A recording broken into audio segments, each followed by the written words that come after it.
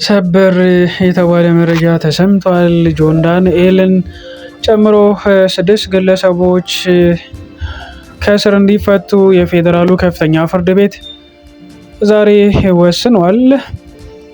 የፌዴራል ከፍተኛ ፍርድ ቤት አንደኛ ልዩ ከባድ ወንጀል ችሎት ከኢትዮጵያ አየር መንገድ ጋር ተያይዞ በወንጀል የተከሰሱት እነ ዮሐንስ ዳንኤል አብዛኞቻችን የምናውቀው ጆን ዳንኤል በስርዓት እንዲቀጡ ወስኖ የታሰሩት በቂ ስለሆነ ከእስር እንዲፈቱ ትዕዛዝ ሰጥቷል።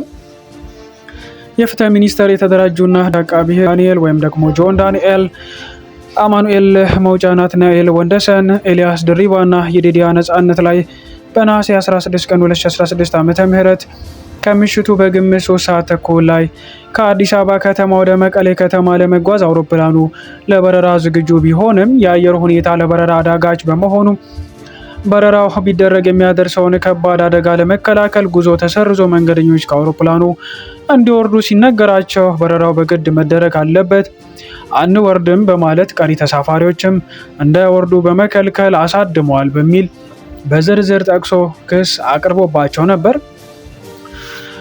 በተጨማሪም አቃቢ ሕግ አንደኛ ተከሳሽ ጆን ዳንኤል ላይ በሶስተኛ ክስ የኮምፒውተር ወንጀል ለመቆጣጠር የወጣውን አዋጅ ቁጥር 958/2008 አንቀጽ 13 ንዑስ አንቀጽ 3 ስር የተመለከተውን ድንጋጌ በመተላለፍ ክስተቱን ቲክቶክ በተባለ ማርጾ በቀጥታ ስርጭት ማስተላለፍ የሚል ክስ አቅርቦበት ነበረ።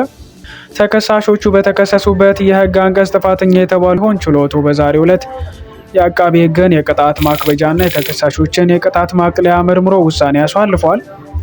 በዚህም ተከሳሾች የተከሰሱበት የህግ አንቀጽ ቀላል እስራትን የሚያስከትል በመሆኑ አንደኛ ተከሳሽ በ1 ዓመት ከ4 ወር፣ ሁለተኛ ተከሳሽ በ8 ወር፣ ሶስተኛ ተከሳሽ በ8 ወር፣ ስድስተኛ ተከሳሽ በ8 ወር፣ አራተኛ ተከሳሽ በ10 ወር እስራት እንዲቀጡ ወስኗል። በመሆኑም ተከሳሾቹ በእስር ላይ የቆዩበት ጊዜ ተሰልቶ ተከሳሾቹ እንዲፈቱ የፌዴራል ከፍተኛ ፍርድ ቤት አንደኛ ልዩ ከባድ ወንጀል ችሎት ውሳኔን አሳልፏል።